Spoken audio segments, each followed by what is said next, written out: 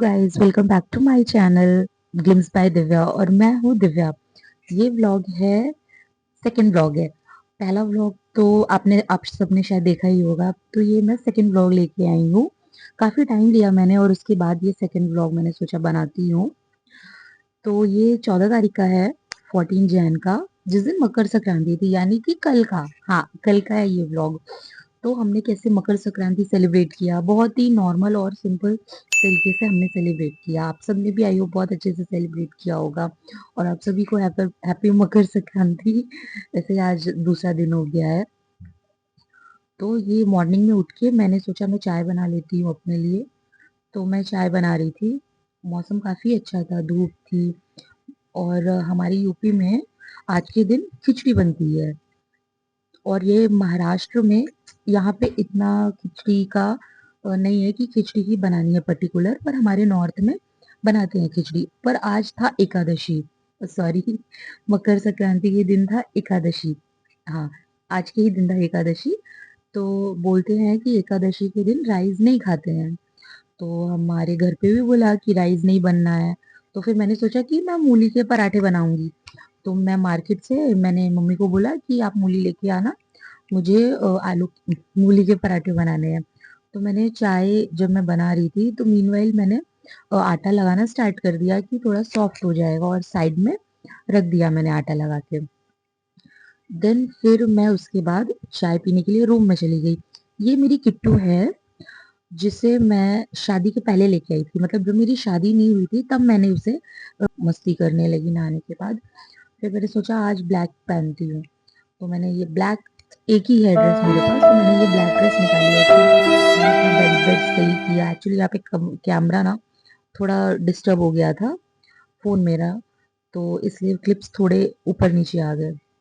फिर मैंने बेडशीट लगाई और बेडशीट लगाने के बाद मैंने सोचा अब मैं नहाने चली जाती हूँ। फिर बेडशीट वेडशीट लगा के अच्छे से मैं नहाने चली गई और मैंने आज हेयर वॉश भी कर लिया। मन तो था नहीं मेरा, पर मैंने हेयर वॉश कर लिया क्योंकि मुझे हेयर सुखाने में, ड्राई करने में बहुत आलस आता है।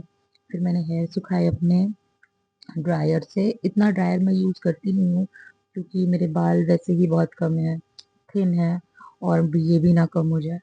तो फिर मैंने बाल सुखाए, ड्रायर यूज़ किया। और इस बीच ना मुझे किट्टू देख रही थी कि ये क्या कर रही है। फिर मैंने ना ड्रायर से उसके भी थोड़े बाल सुखाए क्योंकि उसके बालों में काफ़ी टाइम लग जाता है। तो ड्रायर से मैंने अपने बाल भी सुखाए, उसके बाल भी सुखाए। और इस बीच ना मेरा बेटा उठ गया था, उसका ट्यूशन था आज।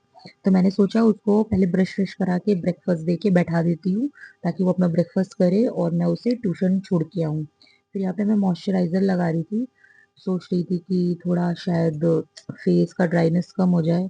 मैं सोचती बहुत हूँ एक्चुअली। फिर उसके बाद थोड़े डार्क सर्कल्स छुपाए मैंने, जो मैंने रात में रील्स देख देख के बढ़ा लिए हैं। फिर कंसीलर लगाया मैंने अच्छे से। इतना मेकअप मुझे कुछ खास करना नहीं था, पर ऐसा था कि कैमरे में थोड़ा प्रेजेंटेबल लगूं।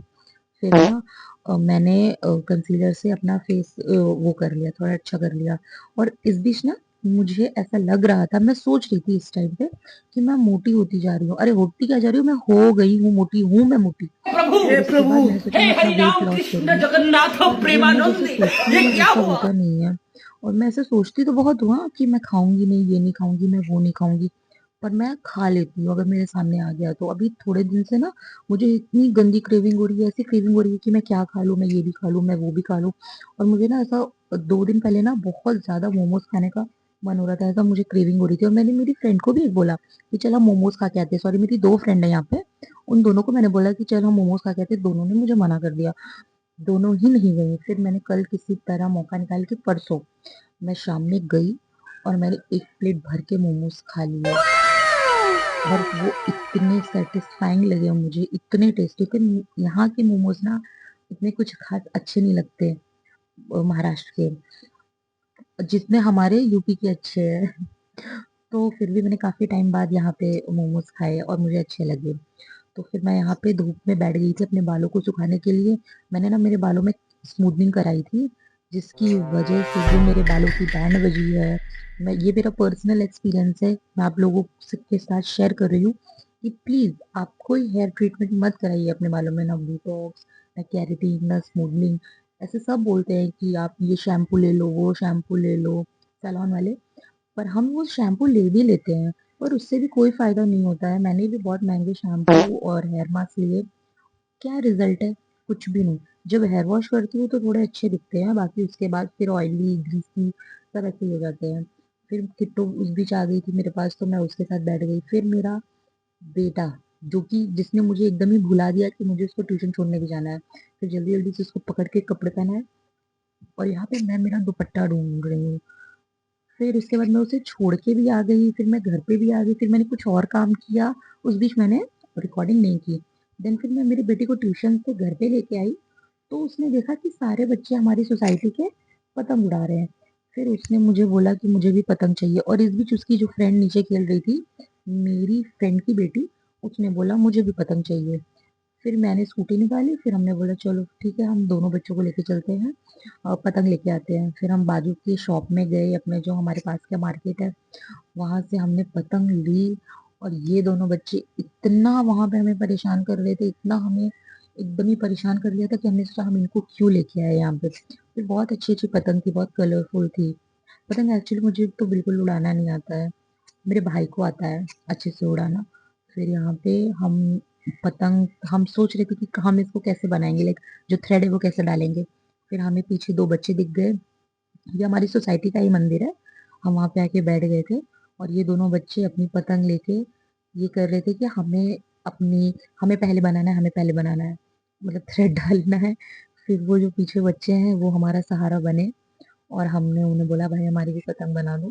फिर उन्होंने बनाई और ये हमारे दोनों बच्चे एन्जॉय करते हुए, हवा से बातें करते हुए, खूब मज़े लेते हुए भाग रहे इधर से उधर। इस बीच में हम बैठे हुए थे धूप में और उसके बाद जो मेरा सर दर्द होने लगा कि मैं भूल ही गई कि मुझे मूली के पराठे भी बनाने हैं। एकदम ही इस बीच मुझे 3 बज गए थे। 9 से 3 हो गए पर मैंने कुछ भी नहीं बनाया था। बेटे को खिला दिया था ब्रेकफ़ास्ट, कुछ भी नहीं बनाया था। मम्मी और डैडी ने भी सैंडविच खा लिया था, पर मैंने कुछ नहीं खाया था उस बीच। और फिर ये मेरा बेटा मस्ती कर रहा है और मेरा सर दर्द होने लगा, मुझे लगा बस अब मेरे से नहीं बैठा जाएगा। मुझे भूख लग रही है। मेरी फ्रेंड है एक और, वो भी हमारे साथ नीचे बैठी थी और ये उसका बेटा। फिर हम इधर-उधर हमारे बच्चे भाग रहे थे और मैं बार-बार अपने बेटे को बोल रही हूँ, "चलो मुझे भूख लगी है।" पर मजाल है वो नीचे आए और वो सुन ले मेरी बात। फिर मैंने, मेरे बेटे ने, हमने फिर थक-हार के डोसा खा लिया। मैंने उसे बोला कि चल अब हम डोसा खा के आते हैं क्योंकि अब मेरे शरीर में बिल्कुल शक्ति नहीं है कि मैं कुछ भी काम कर पाऊँ।